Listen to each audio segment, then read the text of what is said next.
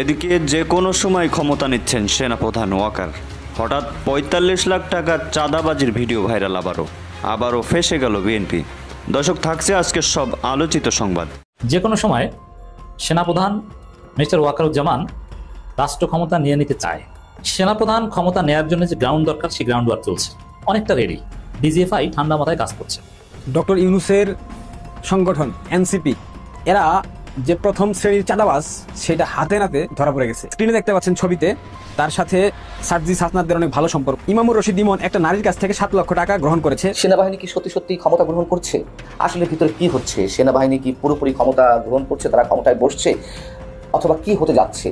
এনসিপির ৪৮ লাখ টাকা চাঁদাবাজির ভিডিও ভাইরাল হলো। যখন চাঁদাবাজি নিয়ে এত কথা হচ্ছে, এনসিপির এই ৪৮ লাখ টাকা চাঁদাবাজির রহস্য যে ভিডিওর মাধ্যমে সেপ্টেম্বরে মাঝামাঝি সময় আমি ডেডলাইন দিয়ে যাচ্ছি, রাজপথে তোদের সাথে দেখা হবে এবং এই রাজপথ থেকে তোদেরকে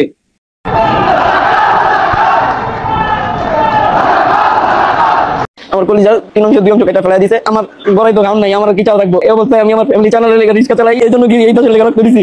এই খুনের দায়িত্ব তারেক জিয়াকে গ্রহণ করতে হবে। এই খুনের দায়িত্ব নির্বাচনকে গ্রহণ করতে হবে। শান্তিতে নোবেল বিজয়ী অধ্যাপক মোহাম্মদ ইউনূস বাংলাদেশের অন্তর্বর্তী সরকারের প্রধান উপদেষ্টা হিসেবে দায়িত্ব নেওয়ার পর প্রথমে শুরু হয়েছিল অগ্নিসন্ত্রাস যুগ, তারপর দেখা গেল বুলডোজার যুগ, সবশেষ আসলো প্রস্তর যুগ।